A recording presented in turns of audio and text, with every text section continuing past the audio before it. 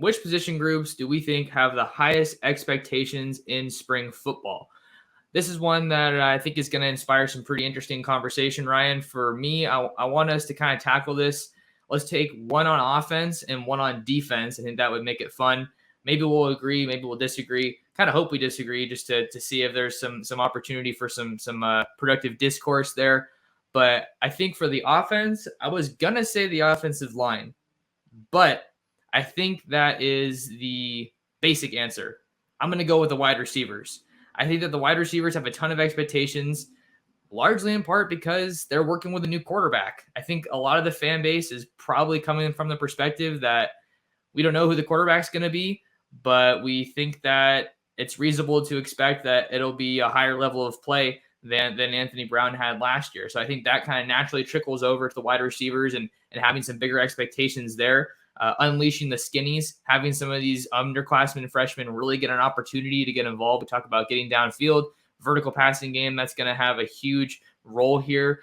I'm all for the screen passes like you talked about. I think using them when it's appropriate and not overusing them like we saw with Marcus Arroyo is going to be really key for this offense to kind of, I want to say take next step, but that sounds kind of weird because it's a first-year offensive coordinator. So I don't know if that necessarily makes sense, but find that happy medium of when it makes sense to draw up the screenplays, when the running game's working, when the play action passes is, flowing well. But I think these wide receivers with some of the hype that they've built up and also the body of work that we've seen. We saw Chris Hudson really just turn a corner towards the end of that season.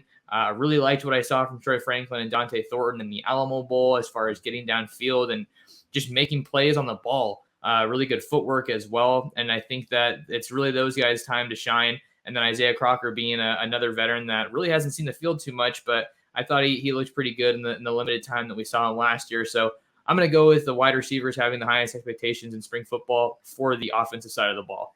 I like that. I think you're right about the offensive line. I think the offensive line is the most proven of all of the offense. I think that the running backs are going to have a lot of expectations on them because you got to have a running game. And historically, I think it's the quarterback's best friend is a running game.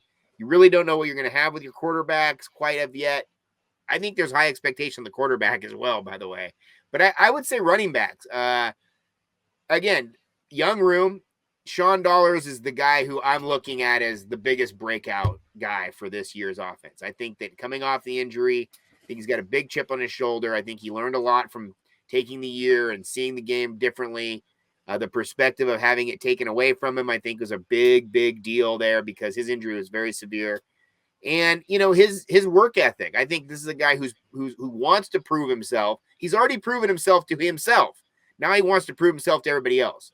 And, Byron Cardwell, we know we were going to get there because what we saw on the field last year was so great. I mean, as a true freshman to come in and get those kind of carries that he got, knowing that, they were down to basically after him, walk-ons.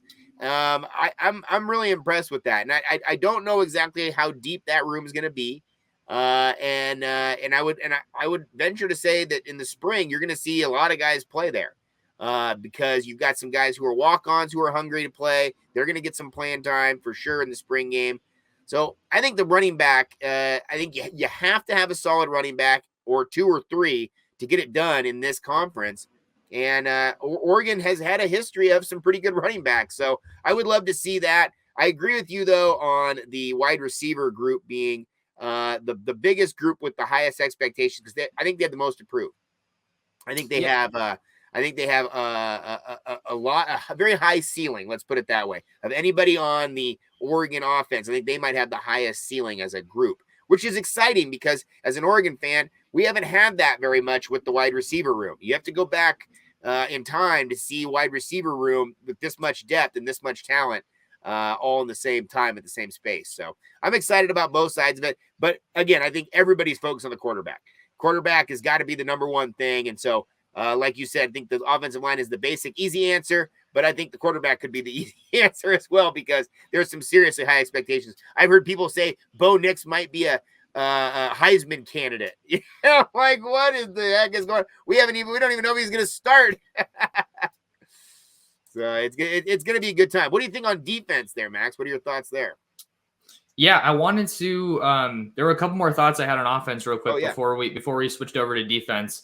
So I just want to wrap up on offense real quick. I agree that the potential for that wide receiver group is through the roof.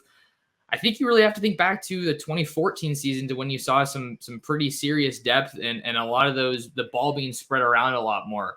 I think with Devin Williams being the wide receiver 1 last year, he got a bunch of the targets, and then Chris Hudson as well. But on that 2014 team, you had Dwayne Stanford, you had Darren Carrington, Devin Allen before he got hurt. So there were a bunch of guys to really spread the ball around to. And I think that's still the case here, but we want to see that they can hopefully have, relatively similar levels of production. And then with the running backs, we got to see what that group, I expect a bunch of different guys to get carries this spring. Got to see if Noah Whittington's going to be here. It doesn't look like Jordan James is going to be joining the team, the 2022 running back signee out of Oakland and Tennessee. Another guy to kind of just, give a little bit of a shout out to is one of the scout team running backs, the walk-on running backs. You got Aaron Smith, who we've talked about before, but also Ronaldo Spivey Jr. Out of Lawrenceville, Georgia. A lot of those guys don't get the praise that they deserve, and they're really helping the team get some quality looks. Just on the quarterback discussion right now, Brock had a comment, and he was asking, if Ty Thompson doesn't get the job backing up Bo, does he still get a lot of playing time, or will Butterfield be playing a lot too? So this one's kind of hard to tackle right now, just because we don't know where things stand, and really we won't have an answer until the fall, I would presume. But I feel like with regard to this question, I think we'll be able to kind of find our answer with how Oregon is able to put games away, or if they let teams hang around, or heck, if they find themselves playing from behind. You're not going to be in that position to rotate another quarterback in.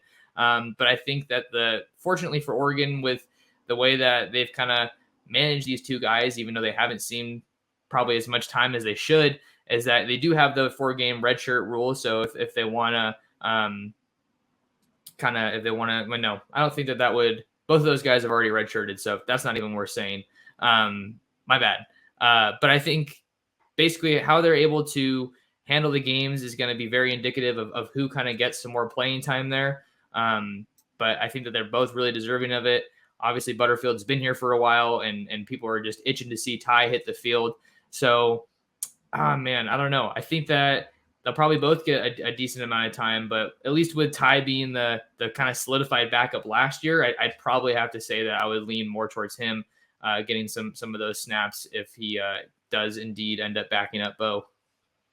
Yeah, I agree. I think that the whole time, obviously, I was talking with my son today driving in from the beach and saying, what do you think about this quarterback situation? He's very much Ty Thompson. He's anti-Bo Nix. He doesn't like the fact that Bo Nix is wearing number 10. And I'm like, there's all sorts of different stuff there. And I think he speaks for a pretty good portion of the population out here. I think the Duck fans are very split on this one. Now, at the end of the day, whoever is the starting quarterback, I think they'll support. But going into this, they definitely have their favorites. Jay Butterfield, the guy who got his first hole-in-one this weekend, so shouts out to him on the golf course. But this is a guy who, when I heard pro-style offense, I immediately thought of Jay Butterfield. I thought, okay, this is going to lean right into his breadbasket. This is a guy who's a big kid. He can throw a good ball. If he's not asked to run the ball like they were last year, this might be a good offense for him. Now, not to say he can't run the ball, but he's much more of a pocket quarterback. Now, the thing about Ty Thompson is the word on the street, again, just reading the tea leaves, was he wasn't ready last year.